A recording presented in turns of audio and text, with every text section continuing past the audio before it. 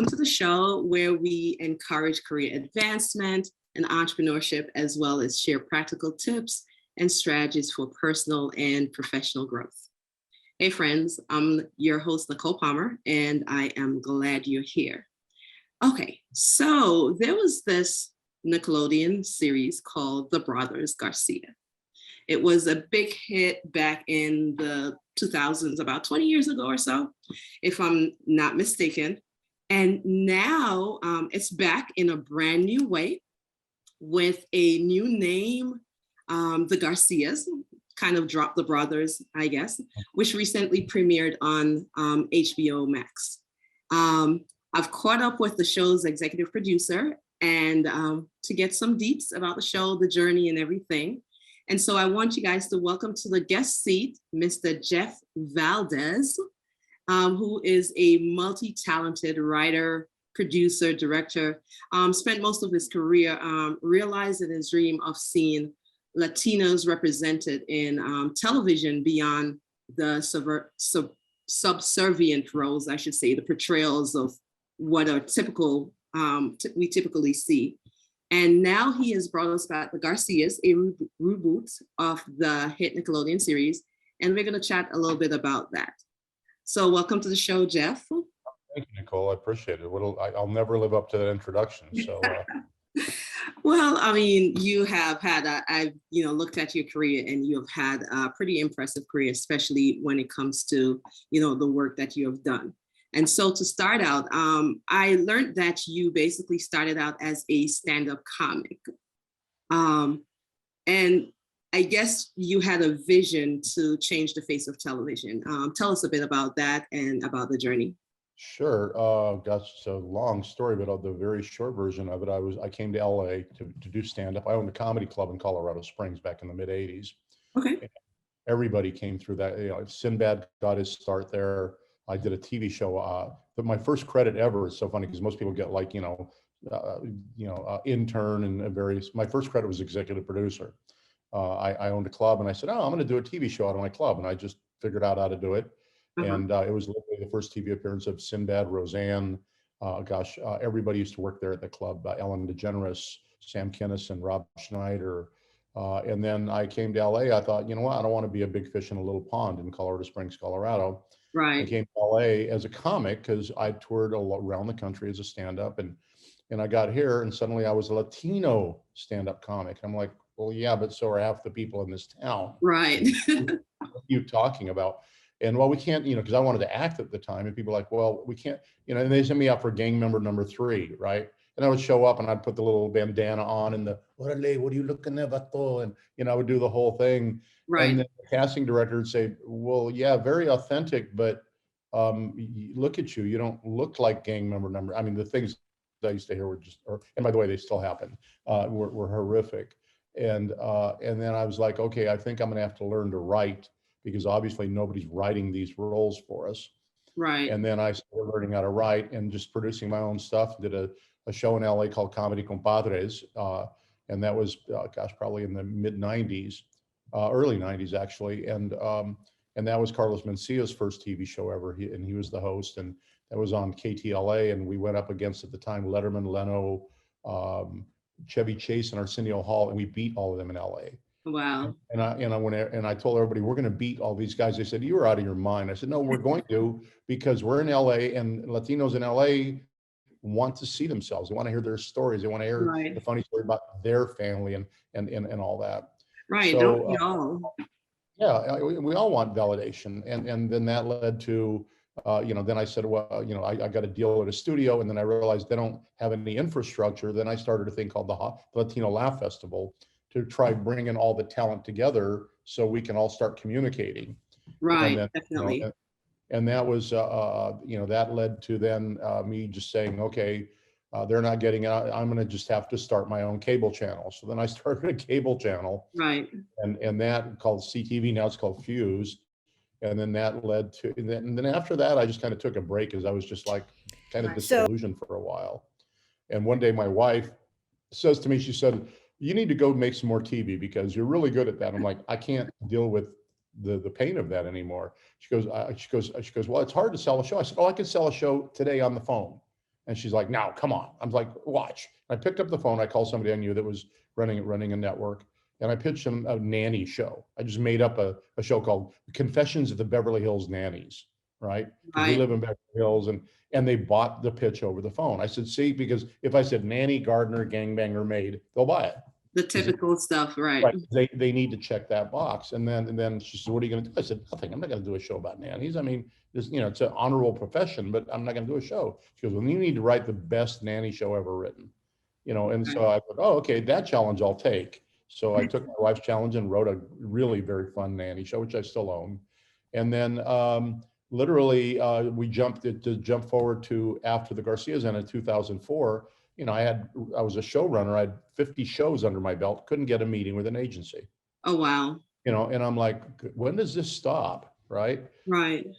Couldn't literally get a meeting with an agency, and the talent, they couldn't get work. They were on a hit show and they couldn't get work. Right. I And realized that because, the show was a hit show. And however, the three main cast members never hadn't worked again. acted in that whole time since things. So now you're bringing them back.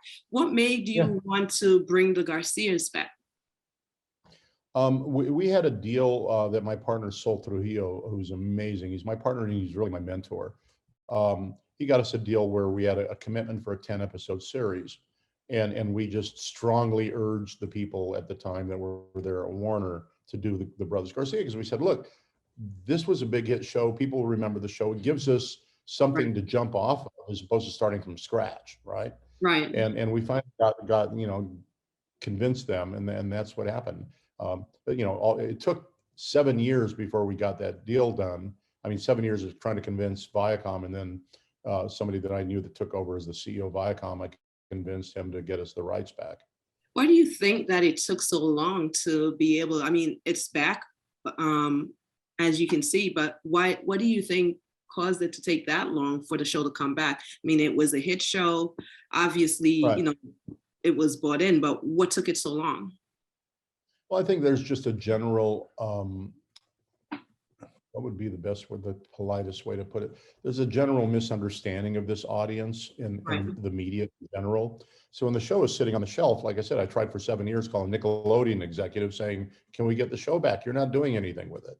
Right. But, and I said, "I'll even give you there was a thing I learned about called schmuck insurance." I didn't know what that was. Schmuck insurance is, we take it back in the case it becomes a hit show, they'll benefit from it.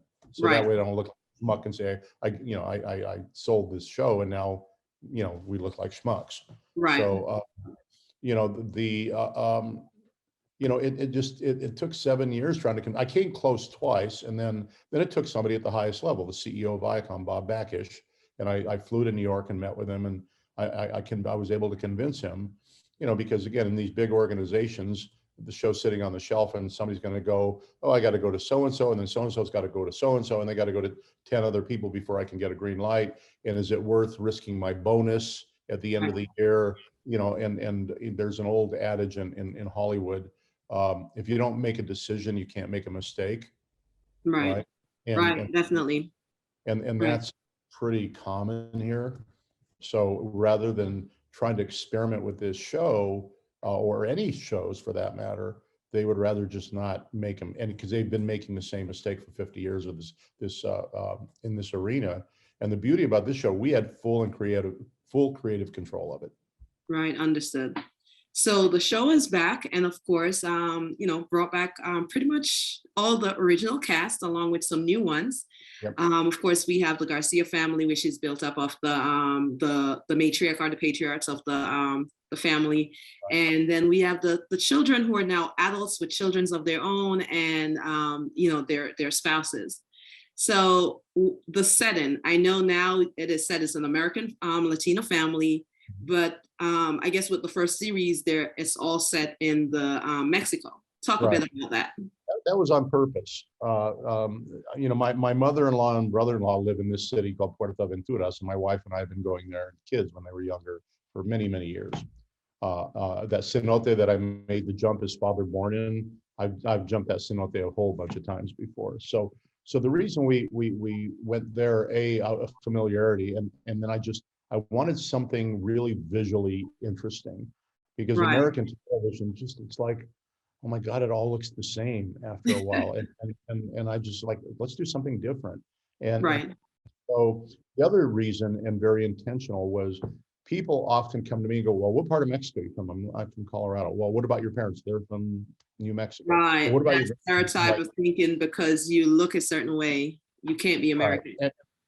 And they hear the last name Garcia, so they immediately assume non-American. Like Right. Hispanic, they always assume non-American. And here, there's a family called Garcia in Mexico, and they're fish out of water, Right. right? I see, because you juxtapose those together, which is kind of yeah. And I That was, saw in some of the scenes where, it talks about you're not Mexican. right. People like, what, Right. people in America are like, how can he not be Mexican? His name's Garcia because he's not from Mexico. Right. Get it? Got that. He's not Right. from Mexico, and it's shocking that people don't see that, and it's like, duh, right? So, Right.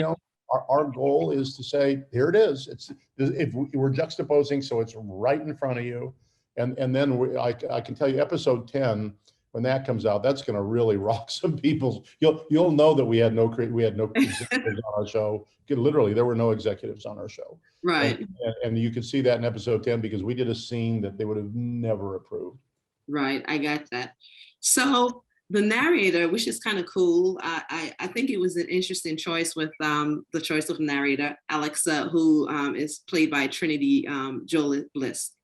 And Mhm. she's kind of more the free-spirited, artsy type. I watched on the episode where she was just passing from the art, what was the art show, and she just got entranced in this art piece. Yes. And she is guiding us through the ins and outs of the Garcia family. Why did you choose her? Well, at first I was like, okay, the logical choice is John Leguizamo was the original narrator, so I'll call John and get him to come back.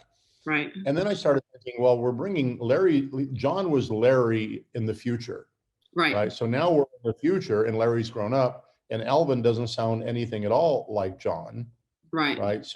So we couldn't have Larry in the future again. It wouldn't make sense. And so and then I thought, well, do we just, when Alvin talks, do we have John's voice dub him in? And right. the whole thing and then I thought, you know what? No, I really want the new show to empower and embrace the female energy more. Right. Um, And I kind of sense that in the show. Oh, it's very, very, very obvious that women can see that there are all the women in this show are very strong Oh women. yeah, very strong and very opinionated and very outspoken, which is something that I love. And it immediately jumped out at me. No, I'm glad you noticed that because that was by design. The original show was three guys and a girl, Right, and now it's three girls and a guy. The three cousins and their cousin Max, and then and then I just thought, well, let's make again. You stated it perfectly. The free spirit, the artist, let her, because she's the one that observes and then paints from her observation. So, right, so she was the logical choice to, and believe me, I went back and forth like, do we have, one of the original kids do it? And do we have, I mean, and then I just said, no, Trinity. And she does it. And she also does the theme song at the end. Oh, okay, okay, cool. I think I mean, for me, I thought it was a great choice. Not only that, it pulls you in the the the perspective, and not only that, but it's more refreshing coming from now the younger generation looking at the three generation, because it's three generations now. And you got this family set, like you said, this is a Latino American family set in Mexico, but then you also have these characters. I mean, Mhm. this family's filled with big characters, which was kind of fun to watch. I love the jokes; they were pretty light, and I think it's really great family show. And Yeah. of course, not too controversial. The stereotypes I think are not too atypical. Were there any specific directives that you gave your writers or your writers' room about, the narrative that you wanted to tell? Very much. First of all, I don't know if you've noticed, but literally in 10 episodes, the strongest language you'll hear is where Sonia says, damn you, soul, in that sweet, sweet salon, right? It's just, damn. That's literally the strongest word in the whole show. Right. And I wanted to prove prove to people that you can do a show that doesn't, full of sex. And there's one show where, Ray and Sonia are, having a frisky moment and then the kids show up, right? Right. But there's no real sexual innuendo, right, at all. Right. And when you say it's a family show, it's a family show. And I'm very proud of that. I'm not, apologizing for that at all. That was the whole intention of it, because TV's gotten so dark.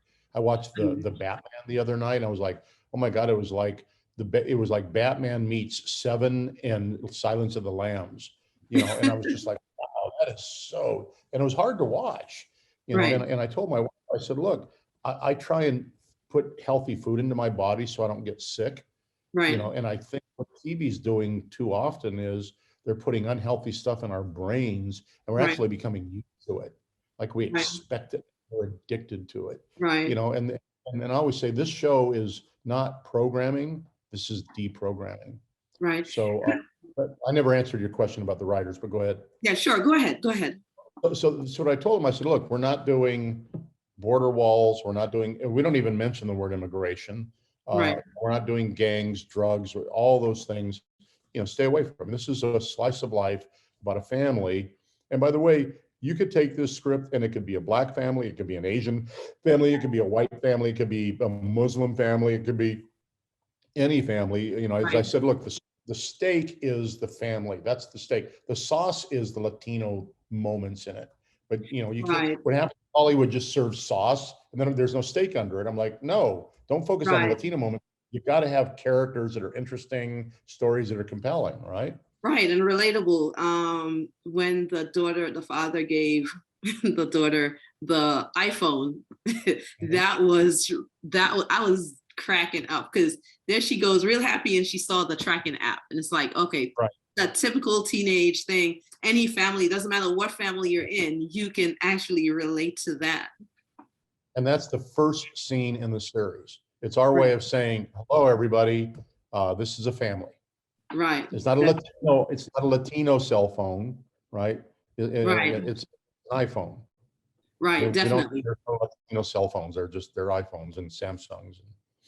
Right. Definitely.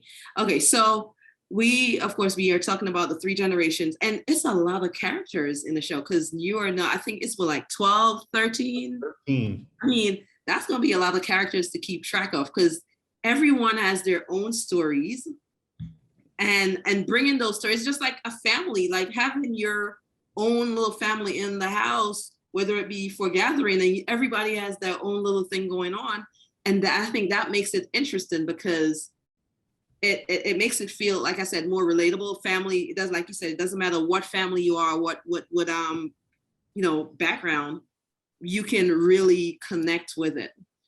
Okay, so I know with that, you guys touch on a lot of topics, of course, family, I see from what I've seen, representation, racial harmony, ethnic understanding. Talk a bit more about that, especially in the world that we live in right now. Well, in episode 2, I don't know if you saw that, again, a very universal topic, it is two people, one who considers herself religious, Catholic religious, and the other one who is very spiritual. Yinjin and the mom. Yeah, right. And the guy that does our TikTok videos, he's Italian American, and he said, he goes, that same scene is playing out in my household with my mom, who is Catholic, and my sister-in-law, who's like hippy dippy, right? And he says, and she, my mom wants the kids to be her new granddaughter to be baptized, and she's just like, that's not happening, and they're not talking. So in this, we really there's 2 layers that happened in that episode. The layer of the debate between mother and sister and daughter-in-law, and them learning to bridge that their differences and respect each other. The shaman tells them you've got to learn to respect each other's differences, right? Right. And also is because in Mexico, if you historically, the Catholic Church wasn't very kind to the indigenous people of Mexico. And he says, it wasn't always this way. He says, we've learned to get along. Because now in Mexico, it's kind of becoming a fusion of indigenous spirituality and Catholicism, right? And it's very interesting. And I think that fusion of spirituality and religion is a good thing, you know. Right. And that's when, you know, we have the scene with the priest and the shaman conducting Right. a baptism. You know, the Vatican might not be terribly happy about that, but you know, because technically you can't do a baptism out of something like, or any kind of mass or anything outdoors, right? Uh, Right. very strict rules to that, and we just said, you know what, you know, they can. Let's push the boundaries a little bit. Yeah, but you know, it's like, you know, it was a beautiful scene of two things coming together, you know, and Right. then, and I had no intention of acting in that scene, by the way, but Emilio Rivera, who played the shaman, he said, if I'm going to make that jump off that into that cenote, you're going with me. So he Oh, calls us Butch right. Cassidy, a Sundance Kid now. I'm Butch and he's Sundance. So Right. Right. So, as you talk about that compromise between belief systems and stuff, we have, of course, Carlos's wife, who is Korean, and of course, you see that, you know, she is, of course, outspoken and stuff in the show, but also you see that sense of feeling like an outsider. And I mean, you know, you get that in typical family. You know, sometimes you get into families and you don't feel as one, you know, initially as one of them. Speak about that, you know, experience for her. well, if you notice, she feels like an outsider, not because she's Korean. I Right. made the word, that's very clear. She's an Right. outsider because she's into Reiki and spiritual energy and her Right. chakras and all Right. and that, you know, and even the kids are like, what are you doing? I mean, I think it's in Right. episode 4 or 5, maybe 5, where she's Right. trying to do, you know, crystal energy on Lorena, right? And Right. so her being, there's no ethnic outsider for her at all. Right. You know, and then she struggles with an episode, you know, when her mom shows up, you know, I don't know if you saw episode 4 or not, but there's a I scene where, you haven't know, seen that one yet. it's up now, and her mother, you know, causes a big scene at the disco that her husband started, and she tells her mother, she goes, you know what, you know, you didn't raise me. Her mother's an actress, and she goes, you're ruining, you know, my family. So Right. that outsider, we realized how important the Garcia family is It to her. was for That her. Right. Definitely. I got it. Right. So, of course, he how should I say, you guys went up against a lot of challenges as you know, as you worked on bringing the show back. And even right, during filming and stuff, of course, the show was filmed during COVID. Obviously, you guys filmed in Mexico, and it two was tropical you storms guys and a are, hurricane. yeah, you guys had to deal with different, you know, natural, you know, challenges. Talk a Yeah. bit about that, and you know, what was one of the biggest one, and how did you guys get through that? Well, for one of the reasons we shot in Puerto Venturas was because it's a gated community. So for Uh-huh. security reasons and for just 'cause we had a lot of equipment and for purpose of COVID, we were like a Right. bubble in a bubble. So we had very strict protocols. We had an because you had to have certain zones, A zone, B zone, C zone. Right. And and when we got there, we knew it was the very early beginning of hurricane season. And I've been through a hurricane down there before, and it's something you don't want to mess with, right? Right. You know, I was in a category 4 one time that down there, and it's, you know, I went on the patio of the condo we were staying in. I was surfing, I was hurricane surfing on the slick tiles. But Right. what I did is not only we had 13 characters to write to, which arced that out. We have 5 Easter eggs in the show, and what we did is I had the writers do an episode called the Hurricane episode, Okay. and the purpose of that was if we get down there and we have a hurricane, we'll just jump to that episode. Jump to that So that episode, right? Just kind of write and it we, into it just in case. and we just close all the doors and we shoot the family stuck indoors. So we had 2 tropical storms hit the first 2 weeks. So the episode wasn't ready. So we couldn't jump to that episode Right. because I thought, well, if we get a hurricane, we'll just use it as a prop. It's a Right. very, nature's providing us with a great prop. A great prop. And, and then so we kept shooting and by the 3rd week, we had the episode ready, but then the weather was beautiful. Right. It It was was after that, hot. right? It was ungodly hot. And then we got to week 9 of shooting. We still had, and the hurricane episode was episode 6. So I said, okay, well, we're going to have to pull episode 6 up to week 9 Mhm. and shoot it. And we shot it in a perfectly clear day, but, we closed Right. all the doors and darkened the lighting and, added some visual effects, and we had to fake the whole hurricane. Then the week after we wrapped, after week 10, a hurricane hit 2 weeks later while we were Right. wrapping. Okay, gotcha. Yeah. So I know, you spent your whole career, especially when it comes to representation for Latinos and stuff in television and media. What do you Mhm. see right now that's one of the biggest challenges when it comes to diversity, or what are the things that needs to be changed more in Hollywood and television? Well, quite frankly, you know what? People don't see Latino as part of the diversity equation. Right, Unfortunately, in Hollywood, and by the way, in corporate America, this happens too, is you say diversity and they go to the Black community and say, okay, we're going to take care of that. And then they right. think because they help the Black community that we're okay, Mhm. and it's like, no, that's fantastic for the Black community. And you should absolutely do that and continue doing that. Uh-huh. But you can't think by the fact that you help the Black community, that you've helped the Latino community. We're very different communities. We're Right, very beautiful, and we're very part of the American fabric, and they need to right, serve both, and the Asian community. So right. diversity needs, I think Hollywood needs to go beyond a black and white level of thinking. Mhm. And again, I'm always very cautious when I say that, because I don't want anybody to think that I'm saying, well, that's not good. No, it's fantastic. While watching the Batman, I was like, the Catwoman is black, the Mayor Gordon is black, Mhm. some of the heroes in the show, and Right, and every I love action movies, and it's every the head of the police department or the top detective guy is always the one who goes, you guys shot up downtown, what's wrong with you? And it's always an authority. The judges are black. That's fantastic. right.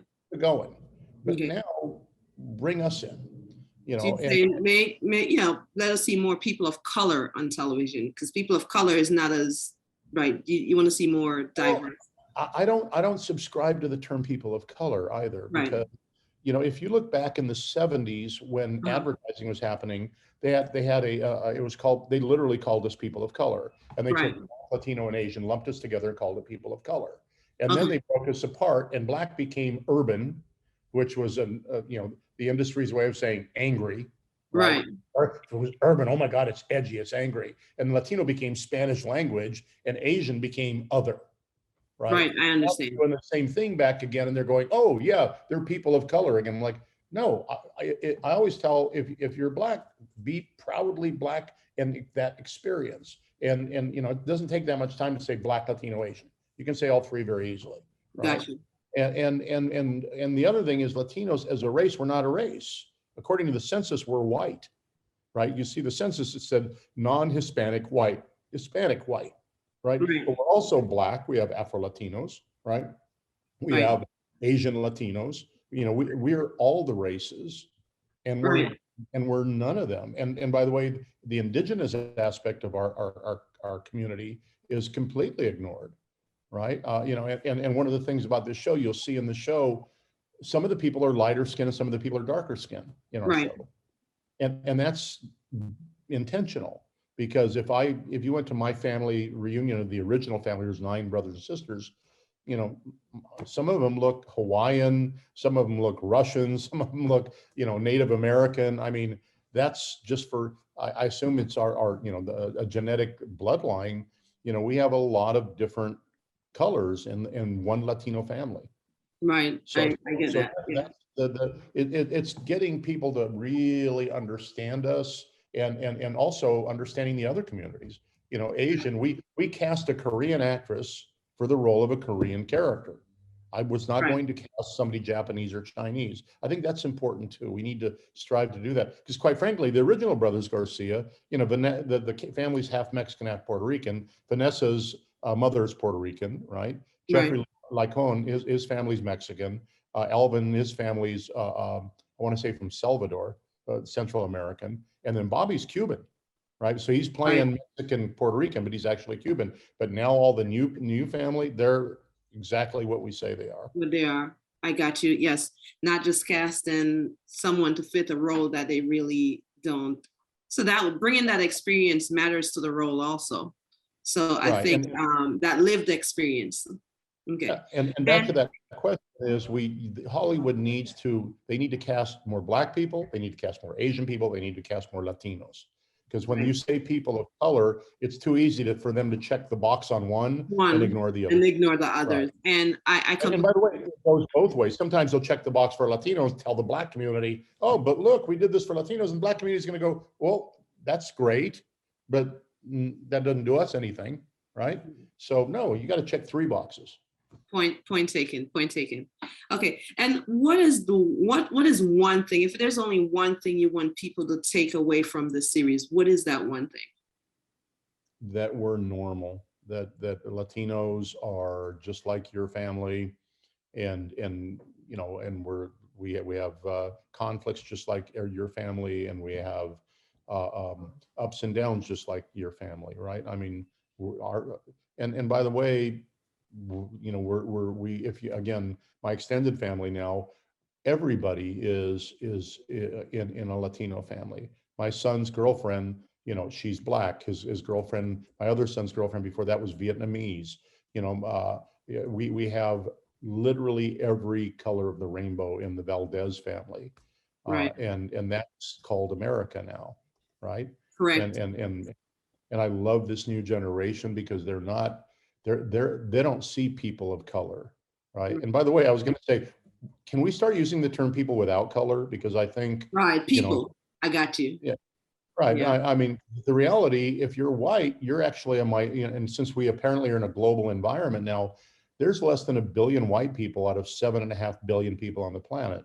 So Right. why is the minority of white people call everybody else people of color? When they're like, I'm like, they're people without color. So, and I'm saying that to be absurd, right? Because it's absurd that we embrace people of color. We're people. Right, we're people. Right. Yeah. Got you. And in a perfect world, it should be that way. And, you know, hopefully the Garcias is getting us on that path towards that perfect world. Wonderful. You know, loving each other and caring about each other. Perfectly said. Okay, so I know you guys went through some challenges over the years, bringing the show back and everything, encountered that. What advice do you have or to share with anyone who is looking to overcome challenges or looking to take the leap to venture out or launch something or do something that they believe in? Well, there's a scene in the Garcias where Carlos's daughter wants to become an artist, and then takes her to meet this painter, and she says, you have to listen to that voice inside you. Right. You know, you'll know if you really, you know, and by the way, one of the things I would say is if you don't like the word no, you need to go immediately to another industry, because this is an industry that is, you're going to get a lot of no's before you get a yes. Then you may get several yeses and then more no's again, and it's very up and down. So, but don't, you know, some filmmakers the other day, young filmmakers that I spoke to, they said, well, we're writing border stories and drug and gang and all that because that's what we think Hollywood wants to make. I'm like, no, you have to make the show that resonates with you, that speaks to you, right? Don't do what you think they want to make, because, you know, I can tell you, I hope the Garcias is a big enough hit that people start emulating it, because Hollywood is a monkey see, monkey do town. So they'll start making. And it's kind of crazy when you think about it. There are no family shows on TV that are not animated. Toy Story, all the. That is a lot. Yeah, that's true. Because I tend on Sundays, you know, my family day, I'll sit down for dinner, and especially my 9-year-old will sit down. We go, okay, let's pull up a family movie and watch. And every now and then we'll find a movie that we can watch. But for the most part, everything is animated. I'm like, Mama, I don't want to see animated movie. Can we watch a movie with live people that is far? So what you're saying is in fact correct. You don't find, if it's not animated, you don't find much family movies. And that, you're talking about movies. Now talk about television. Right. I mean, even network, and then I have this issue with, you know, multicam network television. You know, what kind of moral would do that? Hello, everyone. I mean, it's like it harkens back to the days of like Laverne and Shirley. And I'm like, it's insulting to me, to my intelligence, to watch that stuff. And, you know, my son would walk in and And you say, because once in a while I would surf through that, and he's like, Dad, how can you even watch that? I'm like, I just want to see it. He said, it's so bad. And this show, it's, the visuals and the characters and the goal is that you can sit on Sunday with your son and have something to watch now. Right. Right. Definitely. Yeah, definitely. Okay. And so tell everyone what's next, what's on the horizon, what project you have coming up next. We commissioned a script based on a court case. Mostly we do comedy, but we have a court case. I can't tell you the name of it yet, but it's everybody that's read it has said, oh my God, this is like an Oscar-worthy story. Right. And we just got funding for that. We literally signed the deal yesterday, and we're going to start. We're hiring a casting director on Monday, so we'll announce that soon. We've teamed up with a guy named Chris Weitz. Chris's grandmother was a famous Mexican Dracula, star of Dracula movies, Lupita Tovar. And Chris did, he did About a Boy. He did Star Wars Story. He did American Pie. He's an A-list guy, but he's half Latino, and people don't know by his last name. And then we also have a project with a guy named Steve Trevino, who called I Speak Wife. We're taking that out, and then it's called I Speak Wife. He's a stand-up comic, and we're going to turn that into a show. And then we have the 5 Easter eggs that we have in the show we have beautiful sizzle reels on them because we shot the premise inside of the Garcias. So we were very efficient with it. And by the way, and our budget was probably less than, I can tell you, any non-Latino show out there on HBO Max, our budget was absolutely less than any of them. Oh, wow. Well, you guys certainly did a great job. I'm looking forward to watching the rest of the series. I'm looking forward to sitting down with my little one and actually watching, this family movie and have some good laughs.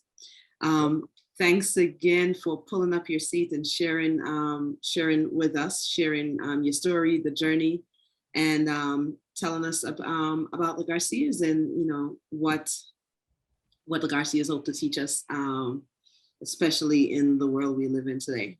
I think I look forward to it, and the reason I'm laughing because I remember different parts of it, and just it's been a while because especially we've been through this whole pandemic. It's been a couple of years of just, I don't even know what to say, mental health and stuff, just having something light where you can laugh through and have fun and just smile and enjoy makes a difference because, there's a war, there's so much stuff going on that just brings us down that we do need light programmings like this. So for like that, I do think programming, this is deprogramming, right? And that's what we're trying to do is deprogram people to, feel again, right? Definitely. And you guys are doing great with that. I'm looking forward to watching the rest of the episode. I've shared the trailer with a bunch of friends and stuff who are, I know what is going to be watching. So, we'll be talking about it. And thanks again for pulling up your seat. Thank you so much. I appreciate it.